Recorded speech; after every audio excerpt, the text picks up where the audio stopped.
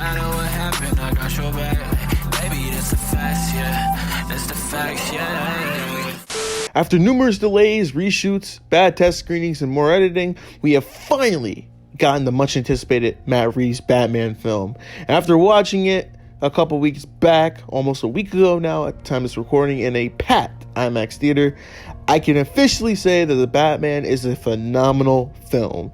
After a bad streak of films I've seen in theaters to start the year off fresh with Blacklight, Uncharted, and Moonfall, it's not only a breath of fresh air to have The Batman come out and relieve me from that stress, it is also the number one spot for my favorite film of 2022 so far.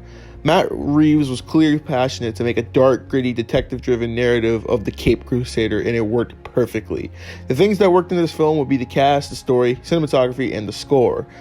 First of all,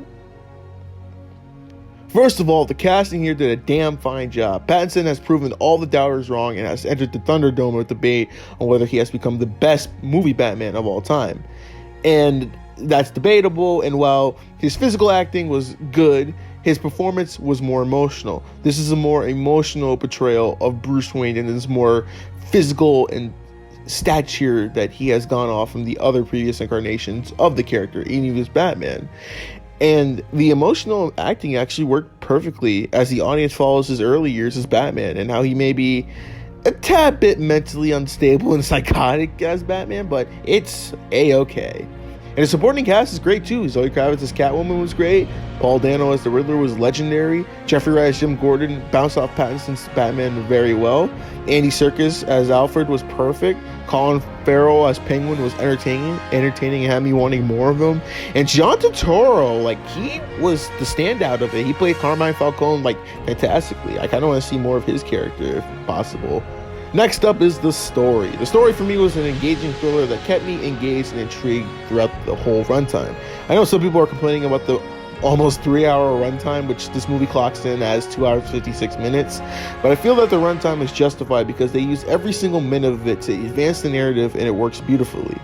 The cinematography was absolutely stunning. There's a strong chance that this film gets nominated for some awards next year since they label this as an artesian film, and cinematography is going to be one of those categories. Everything in this film is beautifully shot with stunning visuals and great lighting. A lot of the shots are potential poster and wallpaper material, I'll tell you that.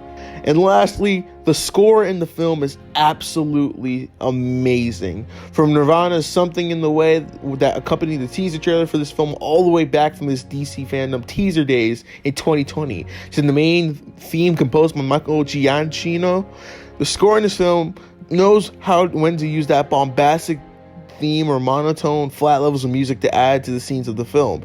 It works to set the tone of the scene, and it's awesome. If there's one downside to this film, I would have to say it would either be the action or the runtime.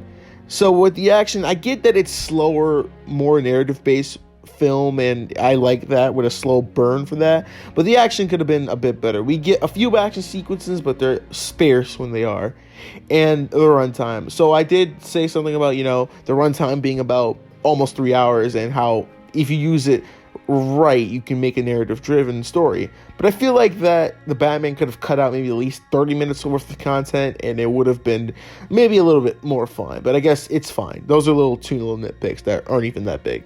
The Batman was released on March 4th, 2022, on a budget ranging from $185 to $200 million.